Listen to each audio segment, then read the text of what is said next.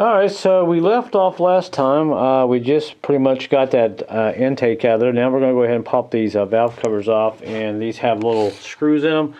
So we'll pop this one off here and go ahead and get this one off here. Go ahead and get it out of the way. Should be pretty straightforward. Alright, we got all of our little screws out, and there's a bunch of them. So let's go ahead and see if we can get this off. Hope you're looking at it the first time just like I am. Hopefully it's not too bad. Actually, we got one still back there. And now we'll go ahead and take it off. All right, yeah. Well, she was definitely mixing with oil and water together there. A lot of milkshake there. And so is that. Now I haven't drained the oil and the water mix out of this engine yet because I wanted to get the heads off first and worry about it. But don't know which side's got the head gasket's blowing, or it could be a cracked head. I don't know yet. So, but there's a look at that. So now what we got to do is go ahead and take these rocker arms off here, and make sure you have a place to put these, and make sure they go on exactly the way you take them off, per bolt, per rocker. You don't want to get these backwards. So we'll go ahead and pull these off and put them off to the side.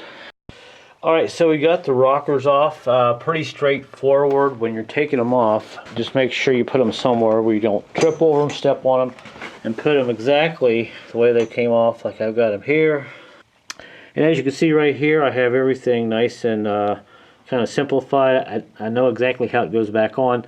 So you're here watching my channel, you're probably just curious how to fix one of these, and if you have a Nissan, hopefully it's going to go pretty well for you. The old Xterra. And all we got to do now is go ahead and start working on the head, but make sure you put everything back exactly the way it is. And when you pull this off, be careful because it sits upside down, and these like to slide off, so just slowly lift it up and pull it off, and it'll come right off. And you can see there's the other side there. I think you can see that. The reason we have to take all this stuff off is we can't really get a tool straight on these head bolts, so they're kind of, it goes in an angle. You really want to get a really good grip on those head bolts. So that's what we're going to do next. Break these head bolts loose, and hopefully get this head off here pretty soon. Alright, so we got all our head bolts loose here. These are 10. It's a 10 hex, and it broke them all loose. Surprisingly, they weren't in there that tight. Now, there is one bolt that people mistakenly forget, and they end up damaging their head. There is a small bolt on the front here. It's a little 10mm. What you got to do is get a little socket like this to get it out. And unfortunately, well, there's one on the back side over there, that head. We'll deal with that later. But this one here is actually right there. I think you can see where that bolt's in right there. Little place right there. That's where that goes. So it's right below the timing gear. Make sure you get that out of there, because if you don't, pry up on that, you'll snap that corner of that head off. So now, I'll go ahead and see if we can get this off here. It's seated on there pretty good, so it may take some wrestling around here, but we'll see if we can get it off. The head came out, and the only thing I had to do, there's a O2 wire right here, oxygen sensor wire. It's kind of snapped onto this, kind of pulled this off. I was worried about other stuff being connected back here. And just move your heat shield back out of the way if you did that. And also down here on the bottom, the exhaust, you can see how it just kind of slipped out right there. You don't have to even do much with that. And check this out, it's ready to come out. I'll tell you what I'll do, I'll set the camera down here, you can watch me lift it up. Alright, let's see if I can lift this up here. 1, 2, 3.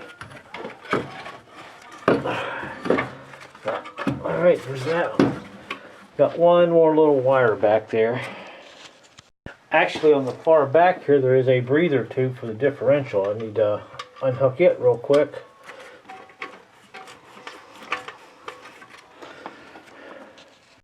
Alright, now let's see if we can get this out of here. 1, 2, 3. Oh, alright. Success. Alright, so here is that little tiny 10mm bolt, but down here is what that looks like where the bracket was connected. And like I said, you got the O2 wire in the bracket, and that's really all there is back here. And there's the O2 sensor.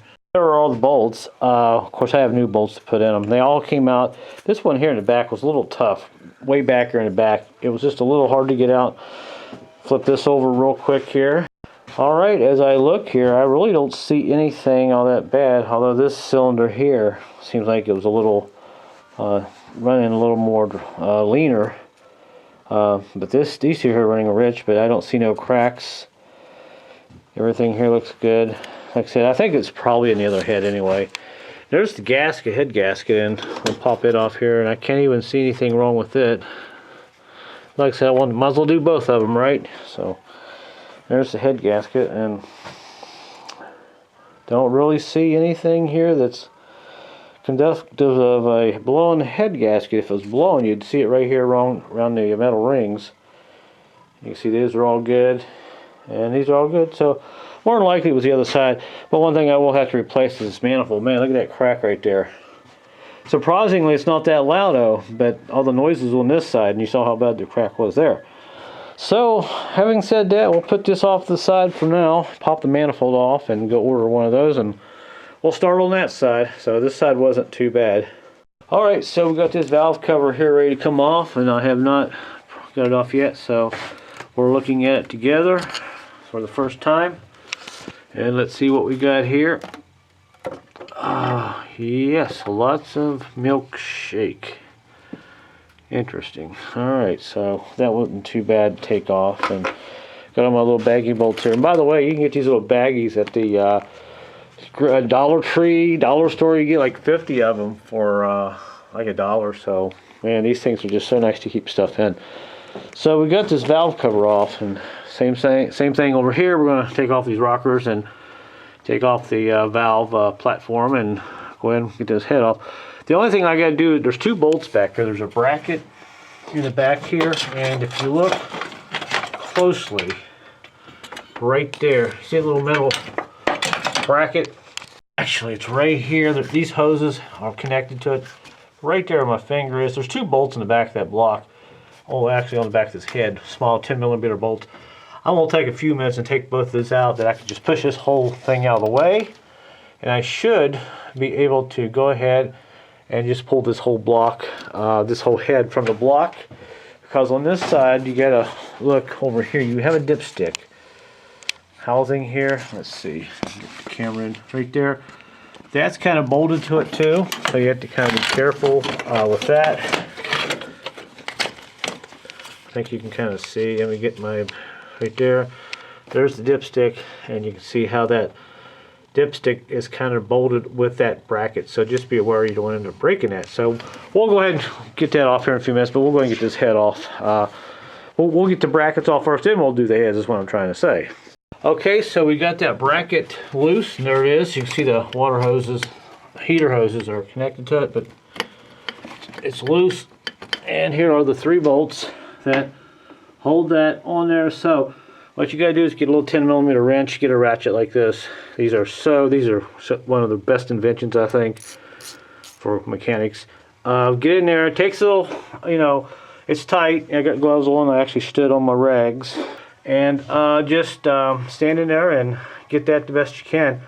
Take a breath, walk away if you can't get it, and come back. It just saves so much time. So now when we take these bolts out of the head, this head will just lift right off. So let's go ahead and get this head off. Alright, you can see we got our valve body off here, and the cam looks great. Like I said, the engine ran great. I mean, it didn't make any noise whatsoever. And it's what it looks like the inside of an aircraft engine, because some aircraft engines have valves like this.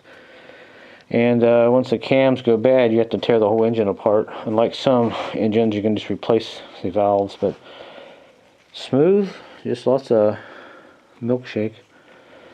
Alright, so we'll put this aside, and we're about ready to pull this head off, so this is pretty exciting. So now we're ready to go ahead and pull this head off. I'm really excited. I can't believe we finally got down to this.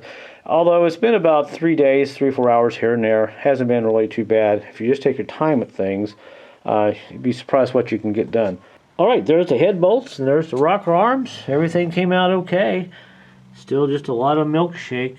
So this stuff here was pretty straightforward. And now we're ready to go ahead and work on this head some more. Okay, this next step is very, very, very, very, very, very important, because if you don't do this, you break this, you're going to be crying and crying to your mama and all that. There is a hidden bolt back here, just like on the other head. If I get the light just right, you can kind of see it. Right there in the back of the head. What you got to do is take a little 10mm socket and an extension. Once you can kind of push this bracket out of the way. Right here where these hoses are, where I disconnected a few minutes ago. Get something like this and stick on there, and you can take it off and take your other hand and kind of catch the bolt. Because if you pry open this head, you're going to snap that off, and these heads are kind of expensive. So let me see if I can get this out of here, and if I do, then the hardest part is done. Alright, easy peasy. Check this out. It's coming loose. I'll zoom in there a little bit, try to hold the camera at the same time. There's the bolt that we're taking loose. You can see, slowly coming. It's not a very big bolt, but it is there to seal that head gasket on that block. So we'll go ahead and pull this out of here, get this out. Let me zoom back a little bit for you guys so you can kind of get the whole idea here what I'm doing. I think you can see it there, and actually the bolt is out. So I'll set the camera down and go ahead and catch it with my hand here. And there it is, a little tiny bolt. So that little thing there could cost you $400 if you don't get it out first. So I'm not gonna lie, I almost forgot about it because I was excited about getting this head off. So that's out, and I don't know if you can even see the hole. I'll try to zoom in one more time here. And right there is where it goes. I know, so there's no way to get it unless you unhook this bracket here. You probably could, but this bracket, if you just push it out of the way, it just makes it a lot easier. All right, now let's go ahead and work on this head.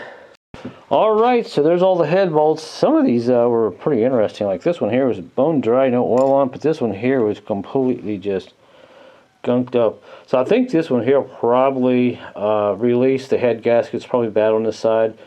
And it got just a little bit of slack in it, maybe a 1/10 of a thousandth of an inch, and oil started running down inside this bolt here. So, just my theory. So we're ready to take this off here. I'm going to set the camera up, and you can kind of watch me pop this off here. So, pretty excited to see what we'll find here, in a sad way. Alright, so here we go. Now there's a little bit of a trick when you want to pop these heads off. People just start prying. You don't want to just start prying. You want to pry a little bit and tap slowly. And that usually will release it sooner or later. And make sure you get all your bolts out because it's easy to miss a bolt or two. There we go. Just barely tap. That's what you want to see. Alright, so now what we got to do is pick up on it and free it from the manifold. Oh, a little heavy, but we'll get it here. Off it comes. Oh goodness. Alright, so there's a look at the head, and boy, I just don't see anything wrong. I don't see no cracks. The gasket seems to be okay on this side, and I've looked in the water jackets, no cracks on the exhaust side. Like I said, I don't know if this side was a bad side. It had compression in all the cylinders, which is weird. It didn't even have a miss. It was coming back through the radiator into the coolant system. So it's got to be a problem between the compression and one of these water jackets here. So I'll have to put a straight edge on it and make sure the head is not warped. Let me look at the other head real quick. So the other head, I don't see anything any different, although the manifold gasket was leaking here, but that's not going to hurt anything. Now here's the head gasket. I'll go ahead and pop this off here. Maybe it's actually up under this head gasket here where the issue is.